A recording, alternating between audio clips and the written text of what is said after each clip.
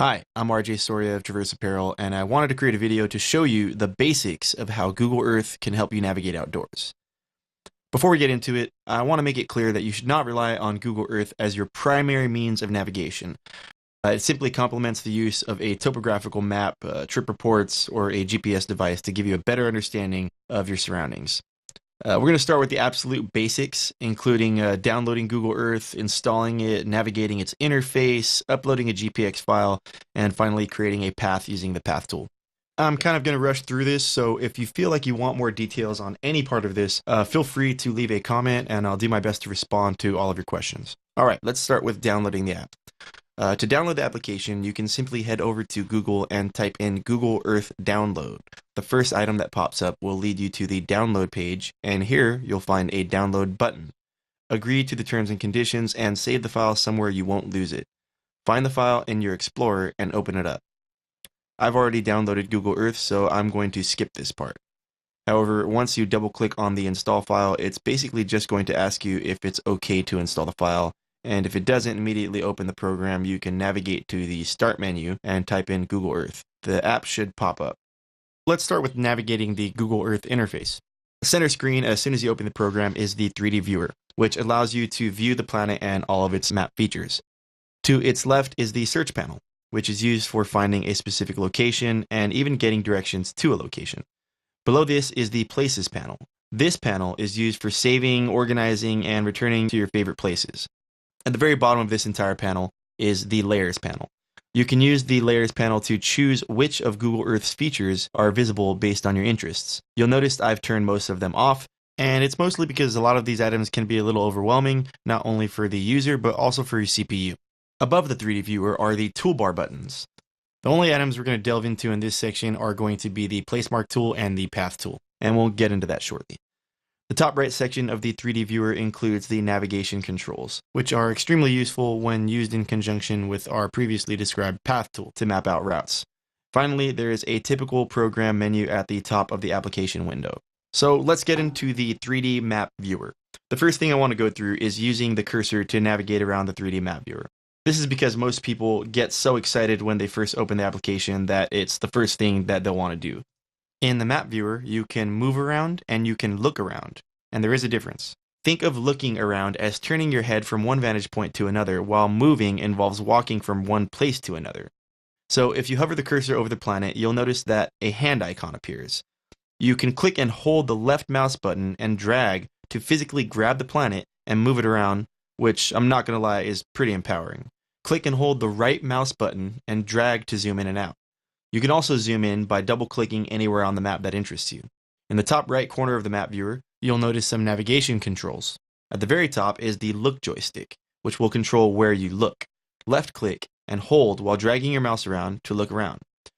Do this same thing on the outer rim of the joystick to spin really fast. You'll quickly notice that using this tool can disorient its user. Not to worry, double-click on the North icon to return the 3D map viewer to its original orientation. The next tool down is the Move joystick, which does exactly what you think.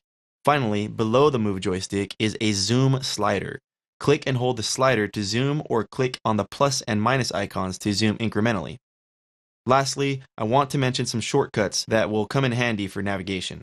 The arrow keys can be used to move around, while holding Control or Command on a Mac and using these same keys will change their function to allow you to look around. There are a lot more useful shortcuts than that, but these are the ones that I use. Next, I want to show you how to upload a GPX file. If you don't know what a .gpx file is, it is essentially a data file consisting of a collection of waypoints that a GPS device creates to define its user's path. You can upload a GPX file by clicking on the Import option in the File menu on the top left corner of the application window. For this, you will need a GPX file, and I provided one based on the Icehouse Canyon Trail, which can be downloaded via the links in the description for this video. After you've found the location of the .gpx file, you can hit Open. You'll be prompted with a GPS Data Import Options window. Make sure the Create KML line string option is unchecked, and click OK. The GPS track will populate within a few seconds, and you'll be left with some glorious route information. However, this is just the beginning. If you move the cursor over the GPS path, you'll notice that it becomes highlighted. Right-click on it, and a drop-down menu will pop up. Near the bottom of this menu is an option that says Show Elevation Profile. Clicking on this option brings up an elevation profile window, and this is where the goods are at. At the top of the elevation profile window are two colored boxes consisting of three numerical values. The red box is marked elevation, while the purple one is marked as speed. As described to the left of these boxes, the first value will represent the minimum, followed by the average, and finally the maximum.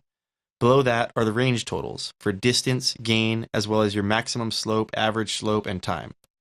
You'll notice that maximum and average slope consist of two numbers. The first is positive and represents the ascending slope, while the second and negative number represents the descending slope.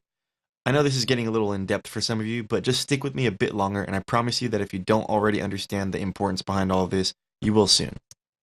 The graph below all of this data includes two colored graph lines, which represent their corresponding items above, elevation and speed. Each can be turned off by clicking on the colored box from earlier. Hovering the cursor over any one point of the graph causes even more information to appear, including from top to bottom, the total time, altitude, miles per hour, grade, and total distance. As you move from left to right, you can see that these values change, and that's because they are true to whatever point on the graph the cursor is hovering over. To take this one step further, you can click and drag along the graph to select a segment, which causes the data above the graph to become highlighted. This is because the information went from being a fixed value of the entire GPS track to now representing the segment you have selected. Alright, let's get into saving specific waypoints and using the Path tool. Close out the elevation profile window and turn off the Icehouse Canyon GPS track from earlier by going to the Places panel and unchecking the box named GPS Device in the Temporary Places folder. Head up to the search menu and type in Icehouse Canyon Trailhead, then select Search. Let's zoom in a bit more. Alright, so let's create a folder where we can put all of our trail research. Trust me, it will pay to be organized with this if you end up using it for multiple wilderness areas. Right-click on My Places to open a drop-down menu. Place the cursor over Add to open the submenu and click on Folder. Let's name this folder San Gabriel Mountain Range. Leave this new folder highlighted in the Places panel, and now we can add a place mark to our brand new San Gabriel Mountain Range folder. Select the Place Mark tool in the toolbar menu. It's the one that looks like a thumbtack. A new Place Mark window will pop up on screen. I'm going to change the name of this place mark to Icehouse Canyon Trailhead. I'm also going to change the icon to a traverse logo just for kicks and giggles, and before closing the box, I am going to move the waypoint to a more exact location. Select OK, and notice that the waypoint you've just created now appears in the Places folder to the left. Now, let's draw a track from scratch using the Path tool, similar to the GPX file we uploaded previously.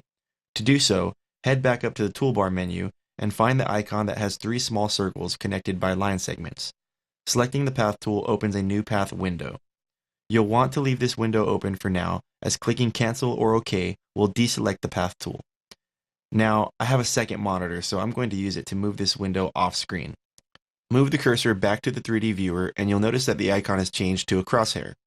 Click near the trailhead, and we'll begin creating our path. You can either repeatedly click along the intended route, or you can hold down the left mouse button and drag the cursor along the route to draw a path. I'm going to skip through this part since it's only meant to be an example, but I do want to let you know that because the mouse functions have changed, you will be limited to movement by using the navigation tools at the top right or the keyboard shortcuts that we described earlier. Once you've reached the saddle, you can go back to the new path window and select OK. If you didn't rename this path something like Icehouse Canyon Trail, you can also right-click the new untitled path in the Places panel and select Rename to do it there. So that's basically everything you might need to use in Google Earth to help you navigate outdoors. From getting a better visual of the route using the 3D viewer, to creating waypoints or paths that can be imported to your GPS device for use on the trail. Thanks for watching, everyone. I hope you learned something new today, and feel free to like, subscribe, and comment with any questions or suggestions you might have for future tutorials. Finally, don't forget to head over to TRVRSApparel.com to read some pretty detailed trip reports on Southern California's local wilderness, or even to support us by picking up some of our Eastern Sierra all-over print leggings. Happy hiking!